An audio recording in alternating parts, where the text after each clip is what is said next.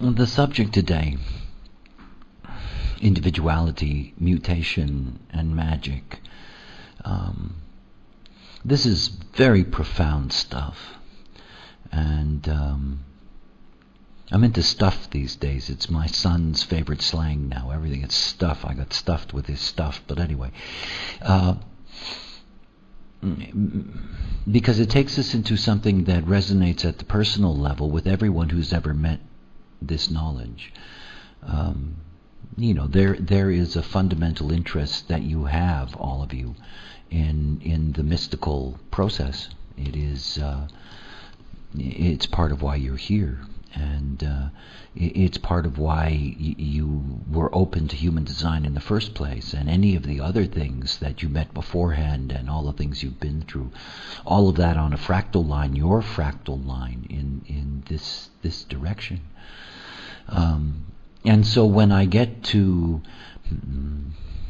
beginning this process, which is where we really are today, I begin with you having to look at your own design, because that's precisely what you're going to do, and to come to grips with what is evident there. There are some basic laws about the nature of magic and mysticism, and those laws are all caught up in what we call the individual process. But before I go there, in looking at this illustration, the mystical way illustration, there's something to understand about our evolution and our evolutionary process. When we look at the lower part of the mystical way, what we're looking at is pure tribal circuitry. And when we're looking at the upper part of the mystical way, we're looking at pure individual circuitry. There is this binary that is inherent here. As a matter of fact, because the 4037 is not a mystical channel but a bridge, and remember that's very important to understand. The real key to tribal spirituality is only here in the 1949, and last week I discussed with you the dilemmas of that because of the impact that's taking place in terms of the mutation as it affects the 19th gate as we move to 2027 and the changing of the cycle. So there is an imbalance to begin with in this process. That is, it has the illusion that it's balanced, but it's not really. Everything begins here. The whole mystical journey begins with the 19th gate, begins with the pressures of the 19th gate. And those pressures of the 19th gate are not simply about the mystical way, as we well know, but they are about the whole civilization process that humanity has been going through for thousands and thousands of years. In fact, the 19th gate has been the foundation of this round. And this round of about 19,000 years that will come to an end in about 1,300 years. And this pressure driving us in a certain way, and driving us away from the mammalian. And it's one of the first things to recognize about the mystical process.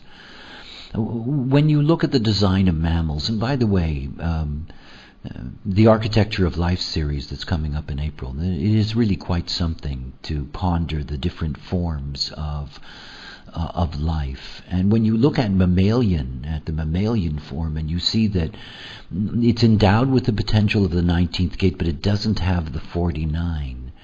That the 49th gate is, in some ways, a kind of miracle gate.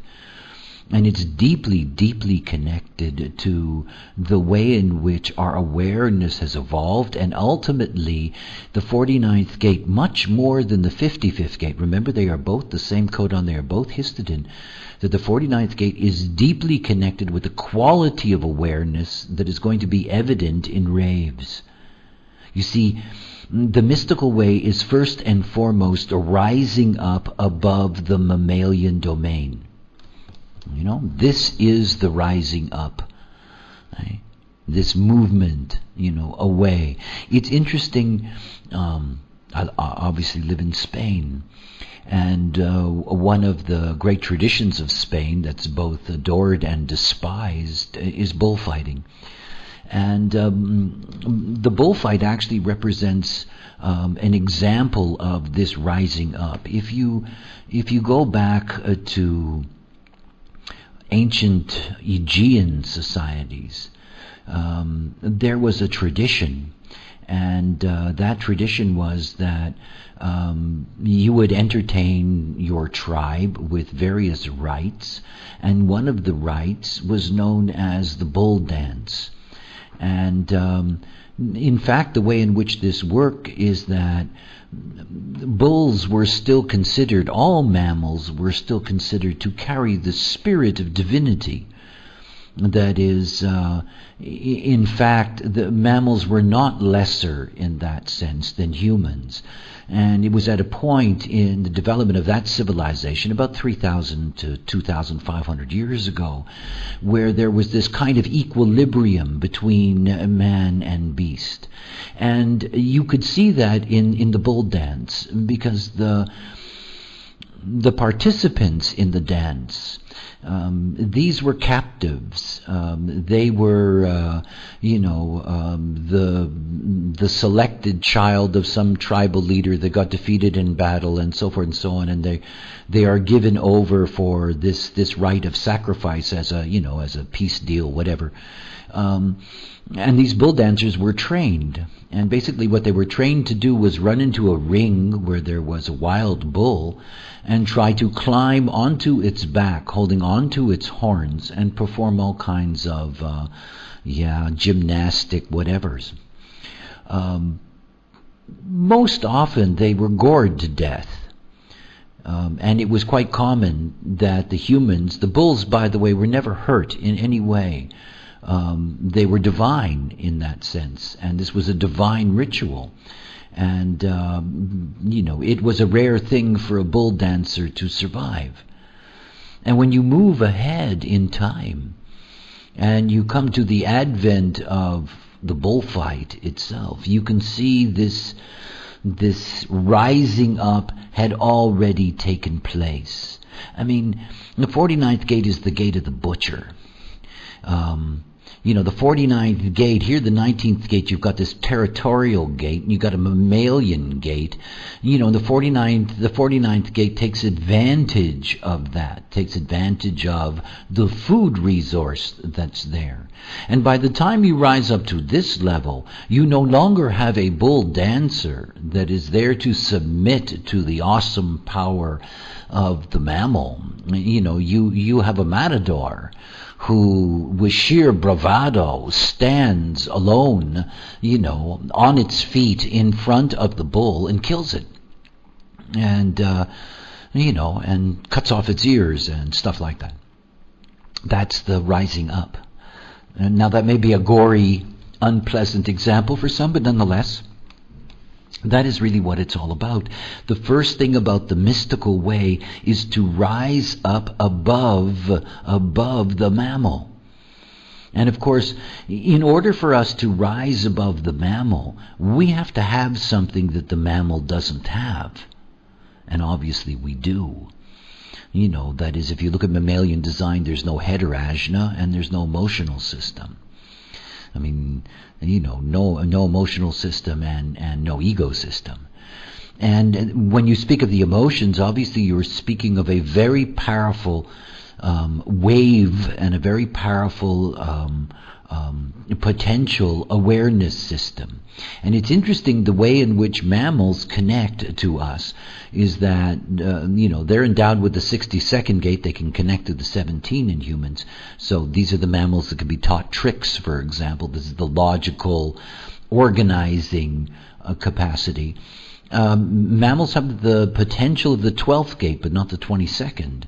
So, this is where humankind can befriend animals. They, create that particular unusual social dimension that humans have with different forms, particularly mammalian forms like, dogs and cats and horses and things like that. And then finally you have the 49, and the 49 is a very different relationship. It's a very different relationship. This is where the mammal becomes subservient to the human. And this is where they have an essential bargain, and the essential bargain is that the human protects the mammal in the sense that, it protects it from predators, and it provides it with the essential food that it needs. But of course, it occasionally takes its young, and the sacrifice is made. And all themes of sacrifice, and as we go through this process of looking at the mystical way, we will talk about the theme of sacrifice because it is fundamental to the most primitive of our world religions. That is, sacrifice is at the bedrock of, the Judeo-Christian Islamic thematic. It begins with Abraham, and it begins with the willingness of Abraham, to sacrifice his son on the command of God. This is the 49th gate.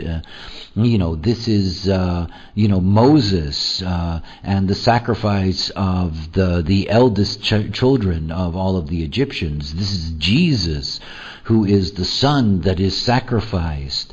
It goes on and on and on. In other words, this theme of sacrifice is the first level above the mammalian. And so all mystical processes begin in this, with this pressure that we are here to rise up above the mammalian world, and in doing so, we turn the mammalian world into a lesser form. And in that way, we are able, and again, I'm talking about not self-consciousness, we are able to see ourselves as something special and something that is somehow endowed specially by the great forces, wherever those great forces happen to be. The dilemma of the 49th gate is that, first of all, this is this is an emotional wave, and it is a ratchet wave. And again, this will lead us to interesting discussions about the cranking up of spiritual energy.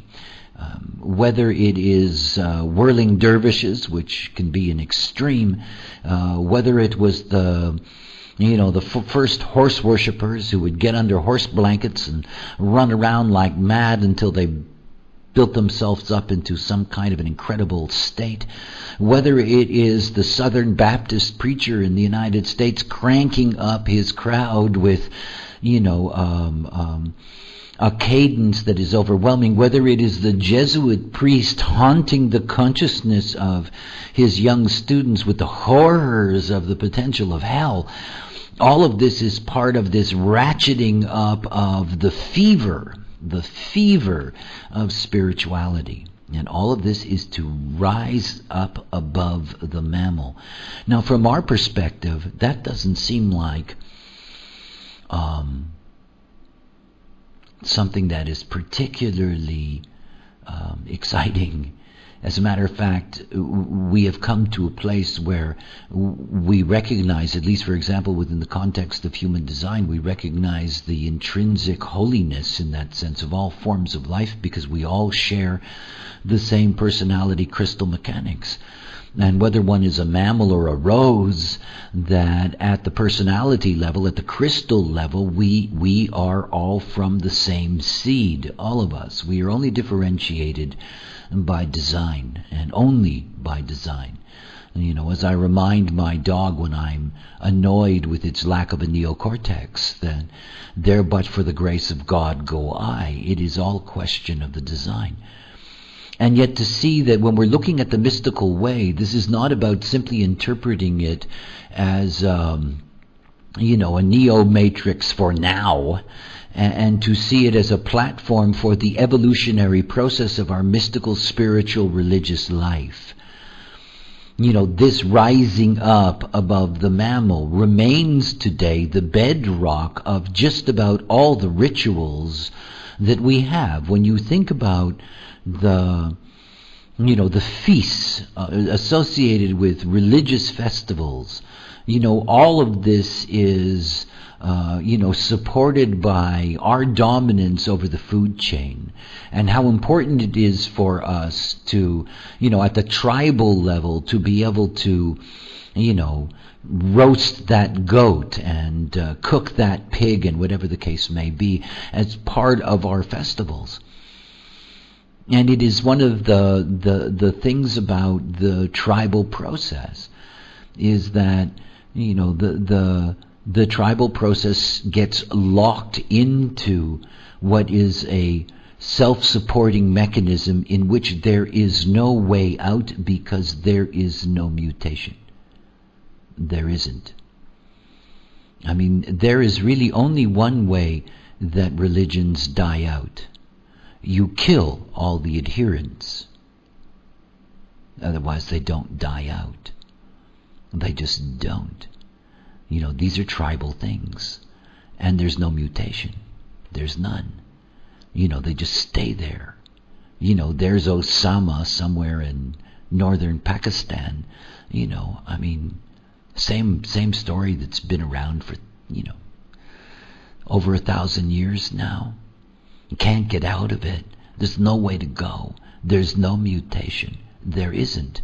There is still only, if you look at religions in the world and to see their corruption, there is only the theme of sacrifice that dominates. None other. None other. It is demanding of sacrifice. I am infuriated by the demand for sacrifice because it is so deeply primitive. And when you're looking at this process, when you're looking at the mystical way to really understand, that what has been the bedrock of our mystical development is very primitive and it's still with us. It's just us being above the beast and herding together in our protection and ritualizing our dominance and demanding of those in the tribe that everyone sacrifice to the demands of the tribe, that you all have to make that sacrifice.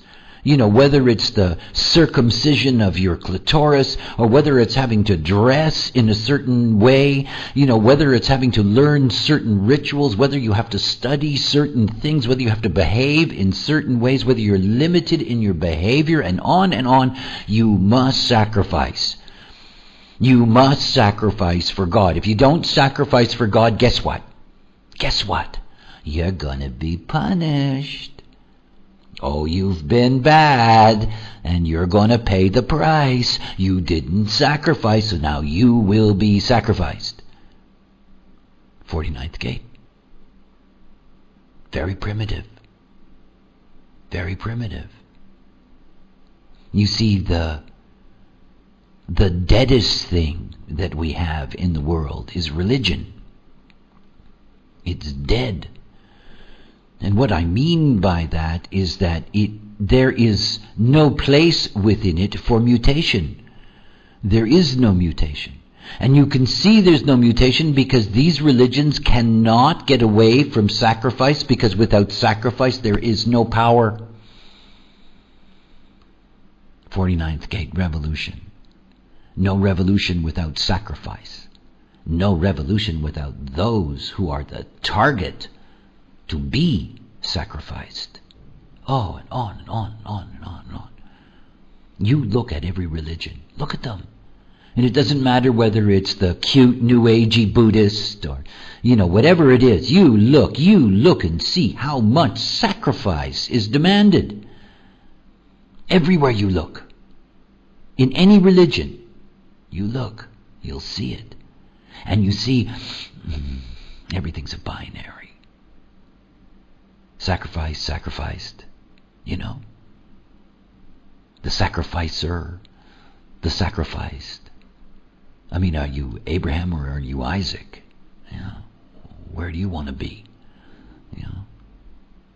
And of course, this is what all religions do and how they hold everyone together. And they are rigid.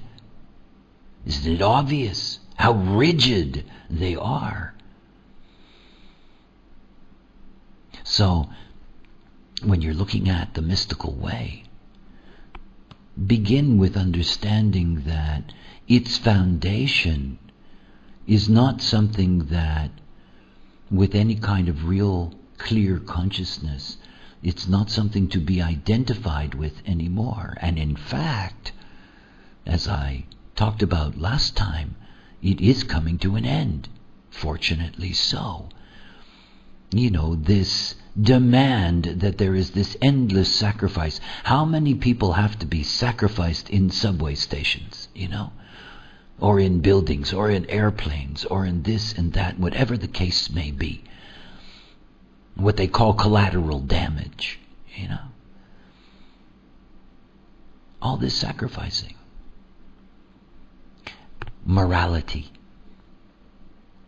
Morality is quite a thing. It's a hammer on the soul. It is the bulwark of homogenization. And the morality that we have in this world, this is sacrifice morality. You're good if you sacrifice, And if you're bad, well, we sacrifice you. And it's just so obvious. If you look at the basic tenets of religions, and you look at how the religion is going to reward you for the sacrifices that you make in your lifetime, you will notice that if you're not part of that religion, you don't get access to any of those rewards. If you are a fundamentalist Christian, it doesn't matter to you that there are people that are not fundamentalist Christians, because you know that Christ will not embrace them. They will be sacrificed. Judgment Day. Oh, and the wicked shall be sacrificed. Blah, blah, blah. They'll pay the price. They will all be destroyed. Yes. Primitive. Just one step up from being the beast. And so close that you're connected to it. It's one of the things that I find so remarkable about, the potential of the Rave, the post-2027 Rave, and these mutative beings, is that sacrifice will not be their theme. It simply will not be their theme. There is no pressure for it. It won't be there. And, what that will mean to the way in which their consciousness operates, well, that's something that only time will tell. But it's obvious to me that they will be a step above what we are. In other words, if you look at the mammal, you see the 19th gang. If you look at the human, you see the 19 with the 49. And if you go to the Rave, there's just the 49. So there is this progression that is taking place in the way in which this channel operates. And that by the time you get to the Rave, this, sacrificer, this trip with the mammalian plane, it'll all be over. And it won't be part of their consciousness. It doesn't mean, by the way, that it's going to be over for, those that continue the human line till its end. It won't. It won't. It's why it is so incredibly... Yes, there'll be people who want to sacrifice them. It's why you have to see that the real mystical way is not something anymore that is connected with the tribe. It's not connected with support mechanisms. It's not connected to, the demands of tribal continuity. It is not connected to the traditions that are rooted in the 37th gate that lock one into these traditions, and the fear of being ostracized from the community if you don't go along with the traditions. There is a power in that that's extraordinary. And you see, the tradition itself, it locks you in regardless of how you feel about it. I went through this past December with Christmas. That's such an interesting thing. There are all kinds of people on this planet that celebrate present giving at that time of the year, and it's absolutely nothing to do with the original concept of what that date was all about. And yet, because of the tradition, there are all kinds of people that get locked into that formula. And that formula becomes a formula that everybody is loaded with. I had my 7-year-old come home and say, oh, it's Jesus' birthday this month. And I thought, shit, that's funny. Where's that from? And of course it's Christmas season, and the tradition is there, and the tradition carries nothing but a theme of sacrifice. I mean, many people know. I find people wearing crucifixes. I find it so bizarre. I mean, I do, and it has nothing to do with my feelings about Christianity or whatever. It's so bizarre. I mean, I'm somebody deeply connected to the inanimate. You're wearing on your body, above your magnetic monopole, you're wearing a symbol of sacrifice. This is not what it's about. It isn't. It's not about sacrifice. It's not sacrifice that brings you correctness into your life, that opens up the mystical plane for you in your life. It does not. It can't. It's deeply limited to what it is. It is tribal. Not only is it tribal, doesn't really have, in that sense, any expression that it can bring. It's simply about feelings. It is about the control of emotionality, the focusing of emotionality, and the focusing of emotionality into these themes, to be above the beast, and to show your worth and your value to the community by accepting sacrifice in your life. And if you don't accept sacrifice, then the community will ostracize you. They will shun you or stone you or whatever the case may be, not have anything to do with you. When you look at this mystical way, what you see is that once you get beyond the bridge, that everything becomes individual. And this leads us into the theme of mutation and magic. When you look at a human design body graph, there is nothing more common than the potential of individuality. There are 3 individual circuits: integration, the individual circuit, and the centering circuit. Individuality as circuitry touches every single center in the system, is connected to all of the awarenesses. I mean, individuality is the bedrock upon which the body graph is built. And individuality carries with it a very, very specific chemistry. And it is the chemistry of mutation.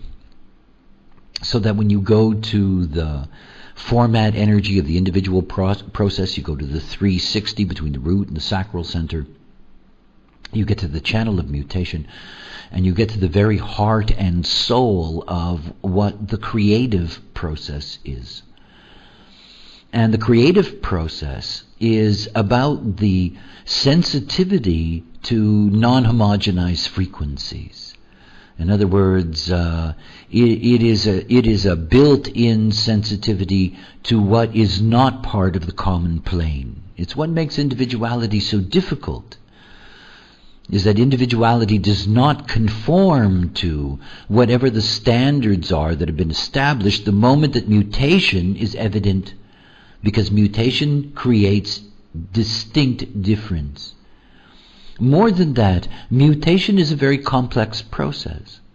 And it's a complex process because in order for mutation to be viable in a human, the way that operates is that it can only operate chemically. And everything that we think of when we're looking at an individual of any kind, any individual activation, what we are looking at is a chemistry that is mutative. Now, it doesn't mean it's mutating all the time. It doesn't. And it's also something to understand about all aspects of individuality, that they represent two concepts. Planing. This is the way in which the individual emotional wave works. The individual emotional wave planes. It floats along in a very narrow band, with the potential of being able to peak either upwards into giddiness or downwards into depression. And so one thing to understand about the chemistry is that the chemistry brings a kind of evening out. The other thing that the chemistry brings is uncertainty. Uncertainty. You see, without mutation there is no knowing. And all individuality, no matter where you find it in the body graph, is all related to knowing. All of it. It is all about the knowing process, as anything in the logic system or anything in the abstract system is about logic or abstract. That knowing is there as a potential all over the body, and it is a potential to know what's new. It is that potential to mutate. So there is this uncertainty because there is this planing. And while you're planing, there is nothing new. Nothing at all. Only the potential that it may be there. Only that potential. And then there are these moments in which that frequency shifts. It peaks one way or another. And it peaks one way or another as a chemistry that can be recognized in another human being as moods. Moods. Individuality by its very nature is moody. And it's moody because this is the actual quality of the chemistry. It's the quality. And the moodiness is there in the plane, no matter what. And the moodiness is in the uncertainty, no matter what. But in the moments of peaking, the moods shift. And again, they can shift upwards, they can shift downwards. It's a fascinating thing about individual moodiness. The best way to describe the chemistry is to describe it as the chemistry of melancholy, of sadness. And it is something that every creative person truly understands, that sadness, or at least the aura of sadness, that quality of sadness that all individuality recognizes, that sadness is a call to creative processes. And if there is no creative process to be called to, then it's a fall into the embrace of the chemistry as depression. And melancholy as depression, if it becomes the plane itself, is something that can last a whole lifetime. Yet everything about individuality is that it is this very potential for mutativeness that provides us with the potential to stay alive and to continue to flourish as a species. In other words, it is the way in which we avoid stasis and destruction, the way in which we keep on moving forward. And of course, physically, there is a whole history of mutation in humanity, a history of mutation that is part of what we call our larger evolutionary process. And there have been extraordinary mutations all the way along the line, beginning with, standing erect and the development of the neocortex and the dropping of the larynx, and endless numbers of mutations that have taken place along the way that have opened up the potential of our quality of self-reflected consciousness. But there's something else. You see, Creativity is truly receptivity. This is one of the great ironies. I am so aware of that as a writer of music. Or if I would phrase that correctly, I'm so aware of that as somebody who is written by music. because it does not originate in me. It is simply something that moves through and filters out that way, and I can be very romantic and call it the muse, but the reality is that, it is a particular serendipity at a particular moment when certain information moving through at that moment becomes music. It has nothing to do, in that sense, with creativity in the way in which it's used in the common domain. That's a creative person because they are acting out creativity. It is in fact an incredible receptivity. And when I look at, for example, art, for me the great artist is the most receptive. This special gift of being able to filter the muse. And this is what we all are as agents. We are all filtering agents, endowed with our crystals of consciousness, filtering the neutrino stream.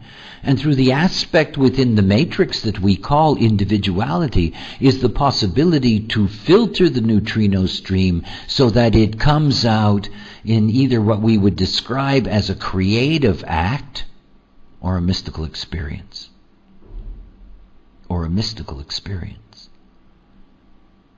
Now you see, if you look at your design and you see that you don't have any defined individuality, there is no way in this life that you're going to have a mystical event of your own.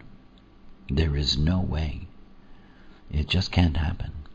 You can be conditioned to think you're experiencing some kind of event, and that would be putting you back into the whole 1949 mode and putting you back into the tribal traditional support mechanism, where you're homogenized into what you think is an experience, when in fact you're simply just taking that in from the outside, and it has nothing to do with you as a conditioned element.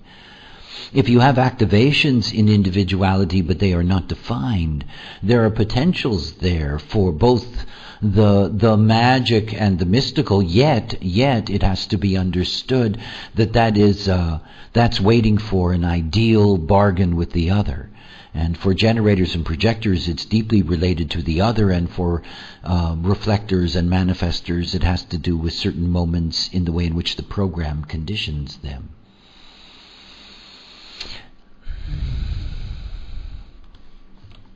If you have defined individuality, you have the fixed potential to be creative, and you have the fixed potential for the mystical process. Whenever you have an opportunity to look at charts, we're going to do that after. Whenever you have the opportunity to look at charts of so-called, mystics, holy figures, gurus, you name it, there are two things to look at. It's the same two things to look at in your own design. One is to look at the activations that they have in the mystical way, because it will describe their balance. For example, if you have somebody who's in 1949, then you're going to have somebody who's going to be very, very stuck in the sacrifice aspect of the mystical process, as an example. The other thing you're going to look at is for the individuality in their design. What that individuality is, where that is, and finally you would look at certain lines or gate aspects that are there that specifically point in those directions, and there are many mystical or mystically oriented or spiritually oriented lines that are there in the 384 lines. It is a progression, but at the foundation, at the very foundation, is individuality.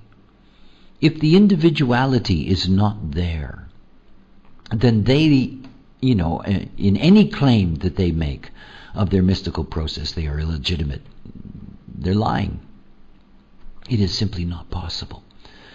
And it's something to understand when looking at the mystical process.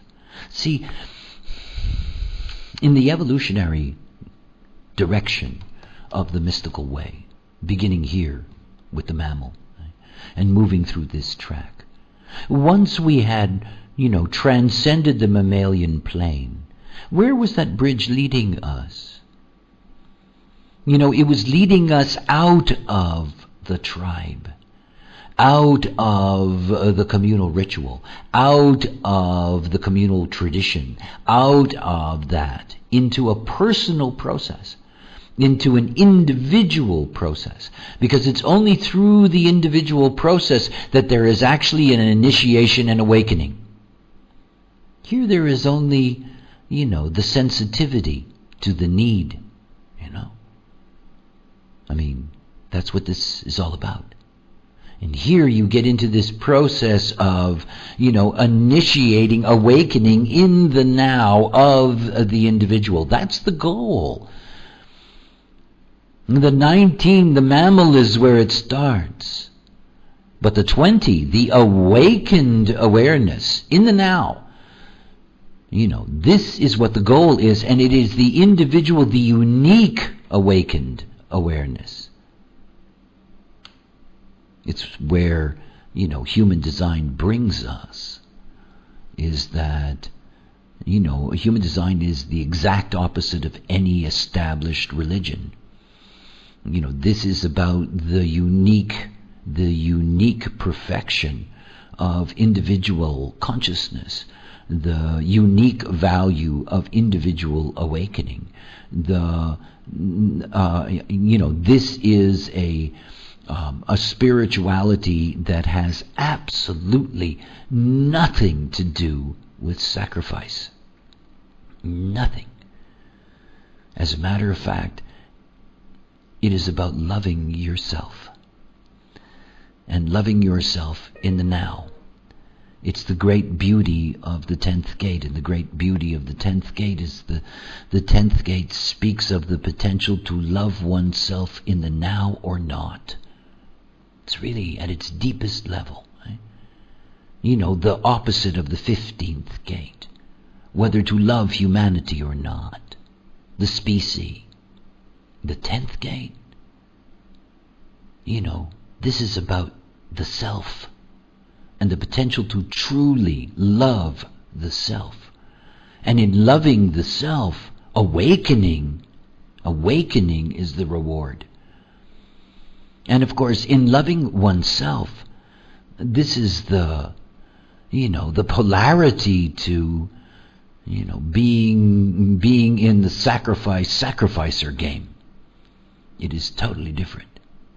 It's not tribal. It's individual. It's unique. And it carries all that potential of the mutation. That mutation that changes the game. After all, the beings that have had the greatest power on this planet, individuals with powerful individual aspects of the mystical way, these are the beings that have the deepest influence. And they have a deep influence because they demonstrate their unique, their unique awakeness in the now, relative to the not self, obviously. The dilemma of that is that you still have the whole framework of the mystical way built into this structure. The 25th gate is a gate of the shaman and the priest and the priestess. It's a power trip gate originally. It was a way of trying to push back the forces moving in this direction, literally push them back towards the 49 and sacrifice. We're still dealing with that. The priests are still standing in the gateways. They're still trying to turn you back to the place of sacrifice. Not easy to jump across this bridge and to truly find the spirit, because it takes mutation. It takes mutation. Without the mutation, there's no way of breaking through. None. This is the magic that is there in individuality. Now let's talk about magic. I've heard so much junk about magic. All of us as children were first attracted to magical things. Some of us as children seem to experience magical things, but nonetheless we're all attracted to them and to stories of magic. And all of that. We have the same magician. What is it? Is magic something that you create by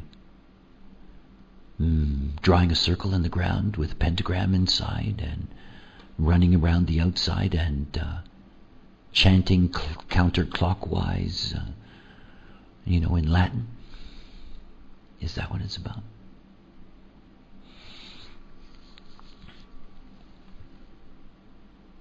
In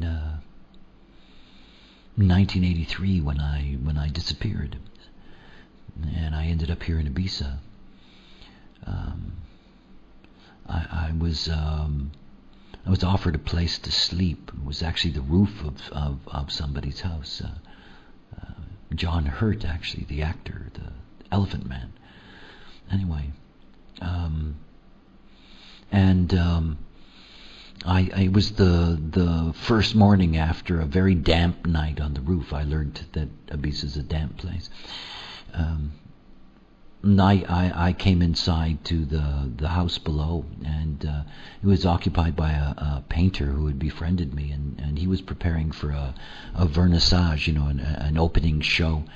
And the house was just filled with canvases, some framed, some not. He was just getting that all together. It was quite a mess. And I walked over to an armoire that was standing in the corner, and one of these, big, heavy, tall boxes that you hang clothes in. And the door of the armoire, it was a glass door, so that, it was a full-length glass door, so you look at yourself. And the door was partially open, and hanging over the edge of the door was an Indian longi, and a longi is actually just a piece of cloth. It's a rectangular piece of cloth that in Asia is very common. You wrap it around your waist, and it's wonderful for hot country living. And it was just hanging over this door. And I suddenly caught myself looking in the mirror and looking into my own eyes. And in that experience of in that moment, in whatever that is, of looking into my eyes, it's very hard to describe these things. It's sort of like what happens when your ears bubble in an airplane, and you sort of feel cut off from the reality of the space you're in. I had this sensation of being cut off from the reality of the space that I was in. And then I watched, and that was the thing that was so extraordinary. I watched my hands grab this longi off of the edge of that door, that mirrored door, and slide my fingers down to either end so that I was holding it from its long length from either end and snapping it in the air with a kind of, it looked like I had done that all my life, and snapped it up and over my head.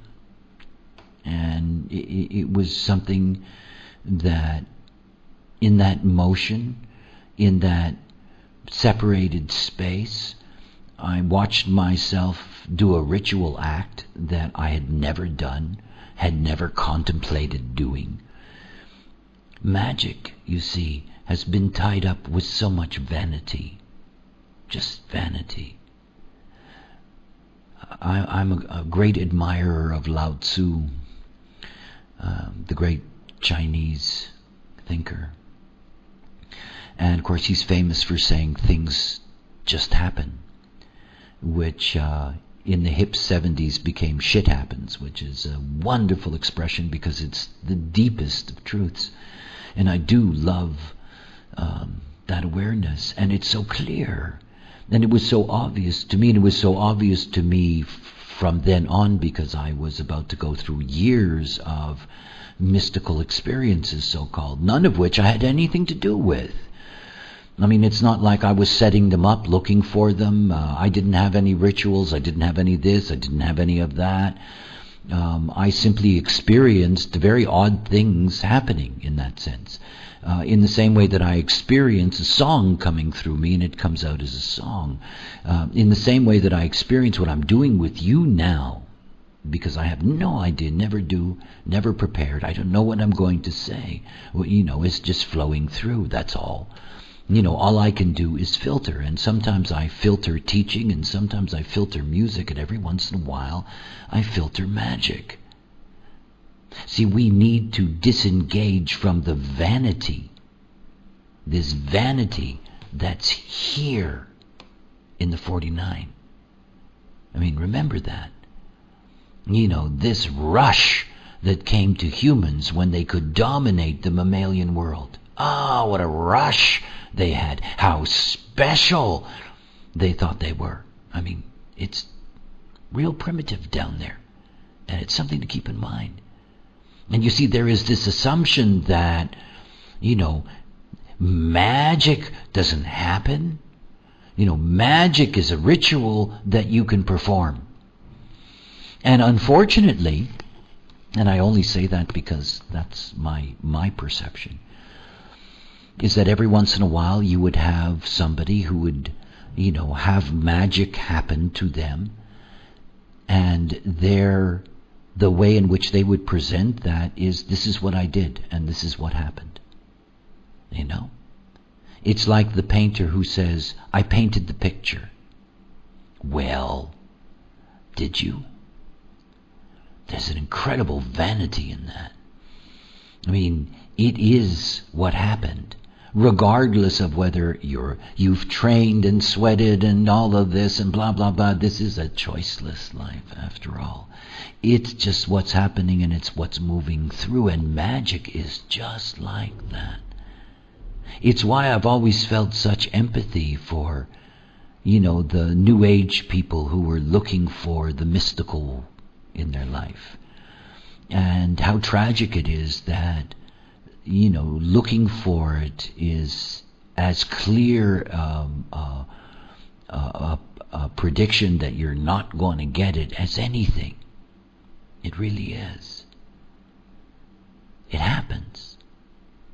And it doesn't happen when you want it to happen. And it doesn't give you what you think you should get.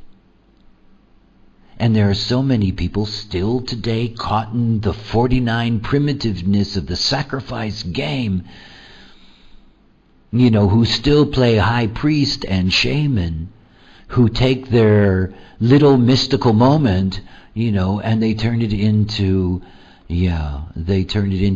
ritual and habit, and they tell other people that they can have it too, and it goes on and on and on and on and on in the old story. And this is what you have to do, and this is what you have to sacrifice, and and if you don't, you're out, and all of these things.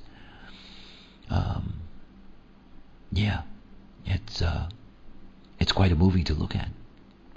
So when you're looking at the mystical way, understand that not everything that we're looking at is positive within the context of the development of our consciousness and our time now.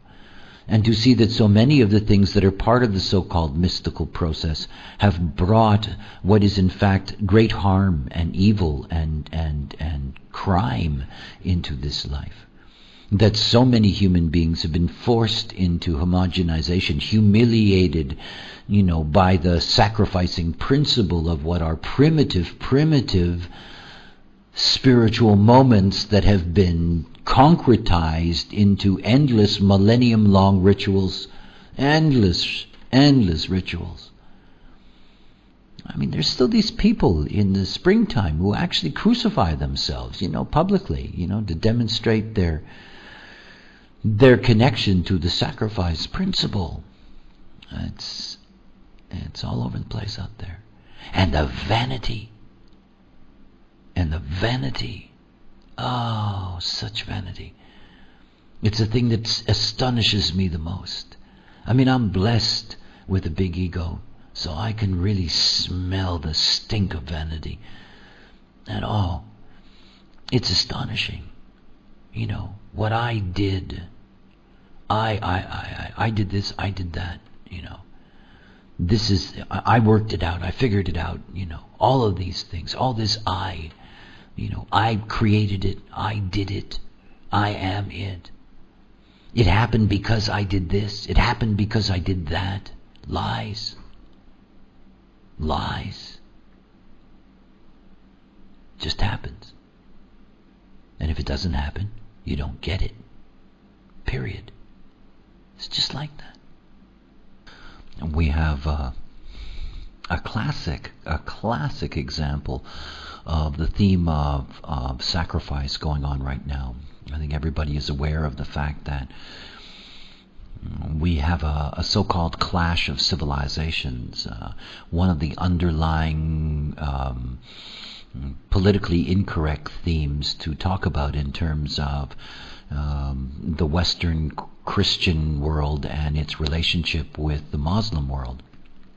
And it is all part of what I've been discussing during the last 4 months with the 3313 transit, talking about the birth of deep polarization on the planet.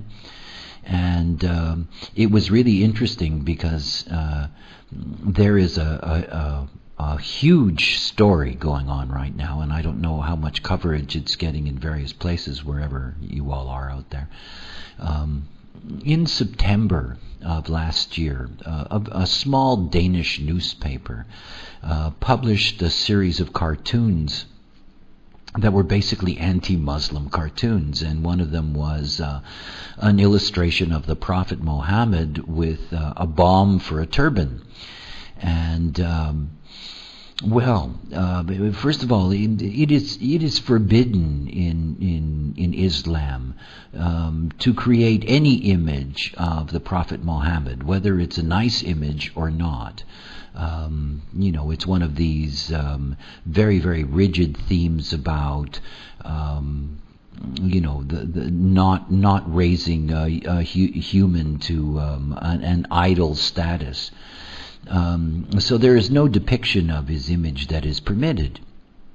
Okay.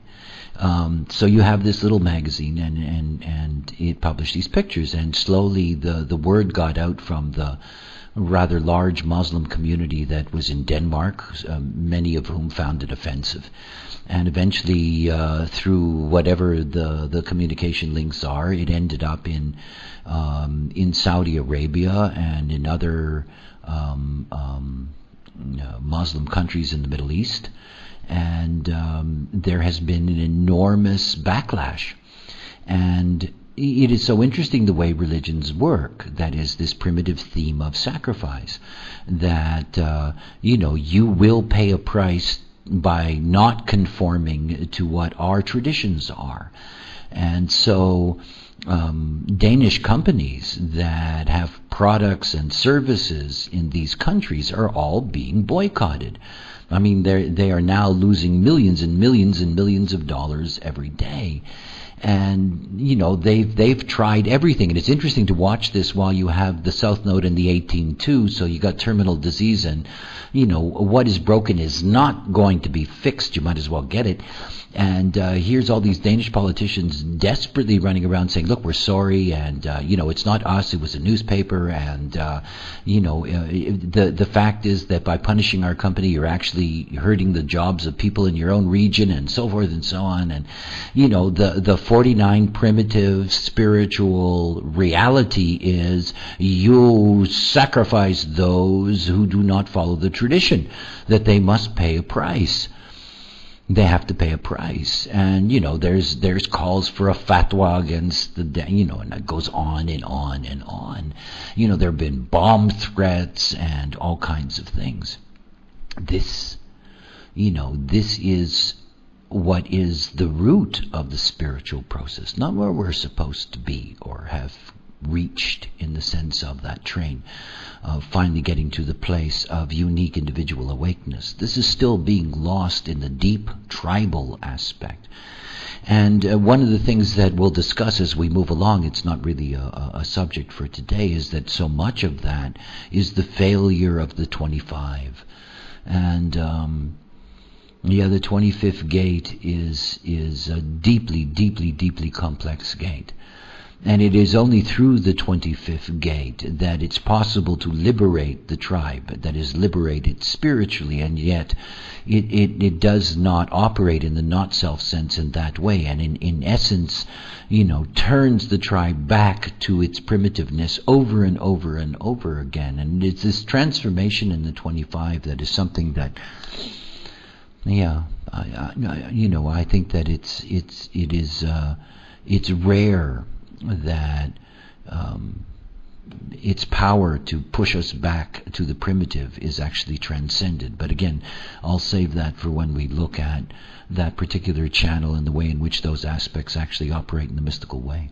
But I wanted to drop that in because I want you to keep in mind this, how primitive sacrifice is, and how it represents the deepest and ugliest kinds of violence and threat of violence that we live with in the world and have always lived with. And we are all subject to being coerced by the fear of, retaliation if we don't, obey the traditions and all of those things. And obviously in this polarizing world, we're ending up in a situation where the rigidity of the sides are going to lock in. We have long had, for example, in the West, secularized societies where, it is very, very common to make fun of spirituality, religion, religious leaders. There's enough jokes about Christ, and it doesn't drive the Christians crazy, at least not all of them. There are these, there is a deep problem that we're all facing with the fact that, this primitiveness that is rooted in the 19th gate, that this still has such a deep hold on society. And of course you can see that, this is the price you pay for an emotional gate. There is no true awareness that's working there. There's simply the emotionality that is dictating it. And of course that emotionality, when you tie it to the rigidity, this can be something that's quite spooky. Okay, but that aside, I wanted just briefly for a moment to just look at a couple of charts and just to give you a sense, because I know that you're going to be curious about your own charts or people that you know, or looking at the charts of so-called spiritual, mystical, religious, whatever people. So here I have one of my favorites, one of my all-time favorites. I love Georgie. This is Gurdjieff. And when I say I love him, please don't misunderstand that, because that'll really be misunderstood. It's not so much why I love him is that he was obviously way out there. And I do love people that are way out there. And he said something that has been soothing for me most of my adult life, which is that and there's a line of his that I love deeply, which is, eat fast, your stomach is a muscle. And being an ego manifester with a defined stomach, I eat very fast. I mean, food just simply disappears in front of me. And I'm always being reminded of the fact that, I should chew every grain of rice 8,000 times, and it's good to eat slowly. And whenever I hear that kind of, you should homogenize to this or that, my response is always, Georgie, eat fast, your stomach is a muscle. I mean, there are people that moan when they hear me say that, but nonetheless. So I've selected George entirely for that purpose, and I thank him for his mystical contribution to the way in which I eat. But anyway, okay.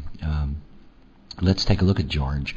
And the first thing you'll notice about him is that obviously we are dealing with somebody that does have, in that sense, individual activation, individual definition. So, therein lies the potential for the mystical, the magical. It is there. And again, it's really something to understand that the fact that individual definition is in somebody's chart is a genuine indicator of the potential of, being receptive to mutation.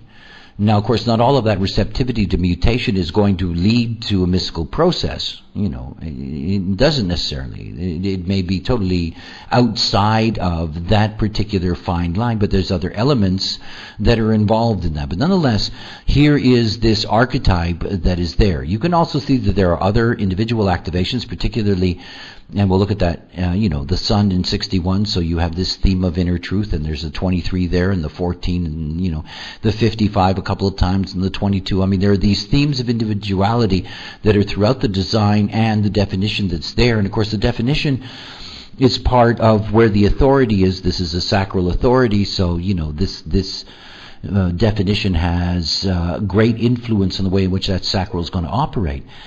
There's something else to understand. The moment that you see individual definition that is entirely unconscious, you really are looking at the potential for the mystical and the magical, because you're looking for an entry point that is genuinely mysterious. It seems to come from nowhere. I was always fascinated by the fact that in my early years of touring, where I would, particularly in the very early 90s, where I did a number of fairs and things like that, I had encounters with a number of so-called channelers, people that were channeling deities, entities, whatever. And one of the things that was very common amongst them was an unconscious 2034, which I thought was, very revealing in that sense. And of course, they identified immediately with the fact that they were channeling something, but in fact it was just something that was emerging in a mutative format of their unconscious, and obviously they would filter that differently, and with their vanity they would identify it as I am a channeler, rather than seeing in a sense what is the mechanical reality of that. But nonetheless, this unconscious definition is something that is an invitation in that sense for the mysterious mutation to emerge. So we have, not only individual definition, but we have unconscious individual definition. And then if we take a look at the mystical way, now it's very interesting when you look at anybody who has, mystical reputation, you look at their mystical way. Here you can see very clearly that there are only two aspects. When I say only, I don't mean only, I just, there are two aspects that are activated in that mystical stream. The 19th gate. And when the 19th gate is alone and there's no 49th gate, this is the pressure, to find God, the pressure to rise up, the pressure to transcend. So he was under a great deal of mystical pressure, and again, that mystical pressure would be, related specifically to the kind of conditioning that he would receive. The other aspect of that is the 40th gate. Now, the 40th gate is a gate of denial, and it is specifically a denial of God, within the spiritual context. So at the same time that he was under enormous pressure to rise up, there was a fundamental denial in him. Now, the 40th gate is a switch gate. A switch gate. When you think about the natural movement of the 40th gate, the natural movement of the 40th gate is to go into the 21. And those kind of childhood railroad setups, where you have the switches where you can, move the train from one track to another track. Well, that's what the 40 is like in terms of the mystical way. It's either going to move things to the 21 and it keeps them tightly within the tribal bounds, or it's going to move them towards the 51 and towards the possibility of initiation. So the 40th gate, when the 40th gate is present in somebody's design, as long as there's individuality in their design as well, there's always a chance that the forces will choose them, if I can use that language, pick them out, that it can happen to them. Nothing more powerful than natural denial to bring the binary. Bad guys attract good guys. It's like this is the way in which the world works. And denial is very good at attracting comeuppance. And it's something to keep in mind about, the way in which the different activations work in the stream. And of course, you'll see, because we have quite a journey to go through as we go through each of the gates and the channels and the lines, you'll begin to see how all of this can be read as a mystical analysis. All I'm doing for you here is just just trying to give you an overview so you're not operating blind when you're looking at yourself or looking at others. So the final thing is that you would look at lines, and you would look at specific lines that, point in those kinds of directions. Now, I don't want to go into, any great detail in this, but, one of the things to keep in mind is that here in the 61, the whole theme of seeking out inner truth. There are all kinds of things that, you can find if you start examining the lines and start looking through the information, but it's all secondary. For example, here we have the potential of a mystical archetype that both seeks and denies at the same time.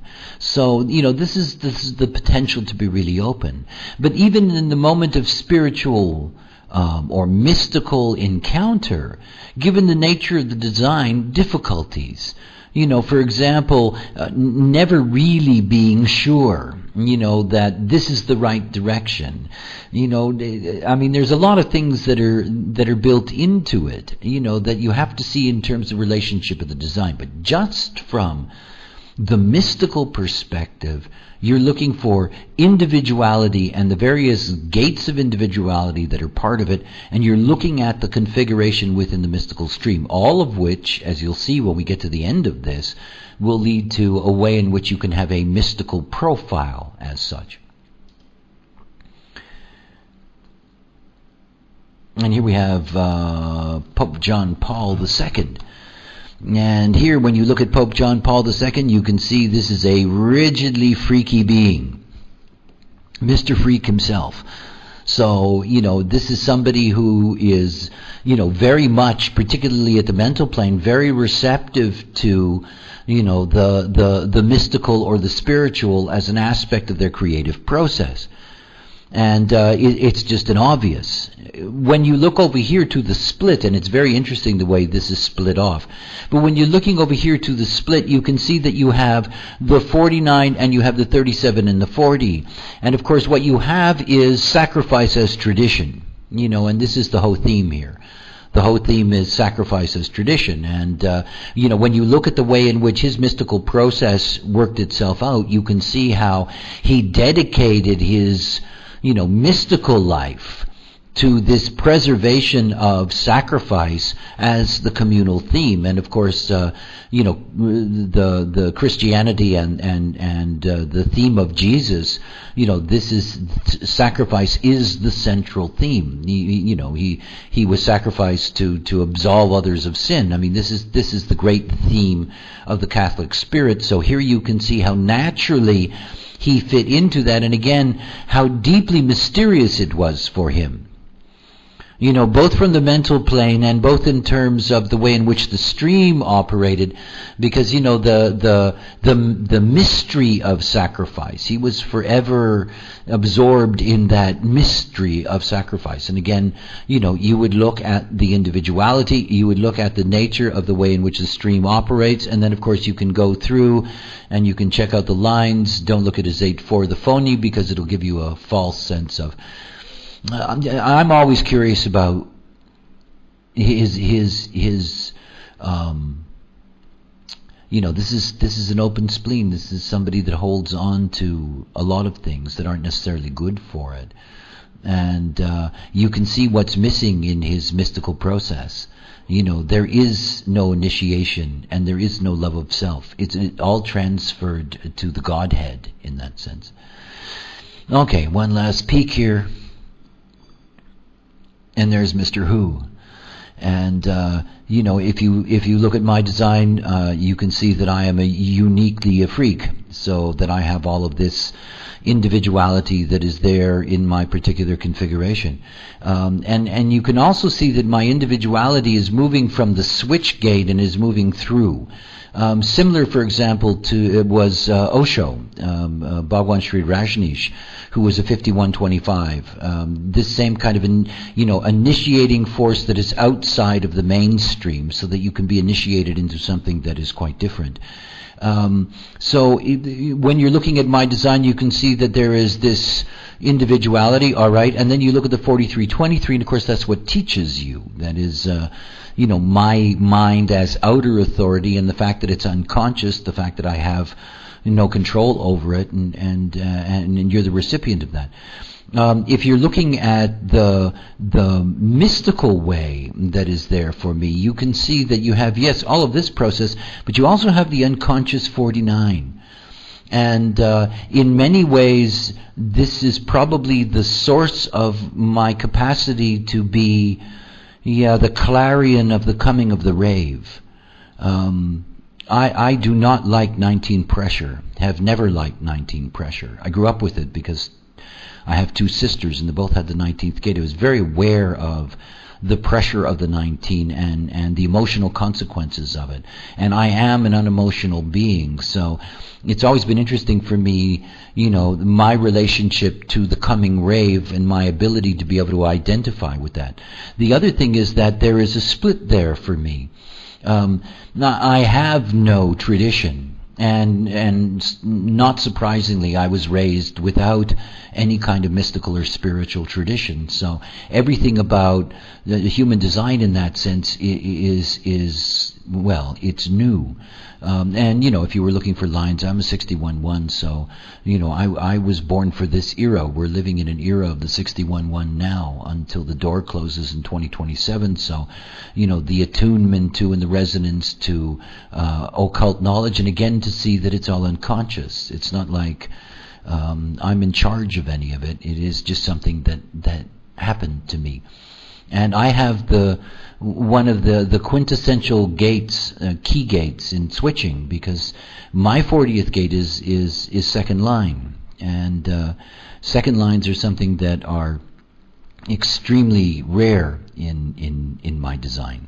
I mean, that's really not particularly what I'm about. I have two second lines of the Pluto in the 7-2 and the Mars in the second line of the 40, and it's this second line to be called, and in my case, to be called out of denial.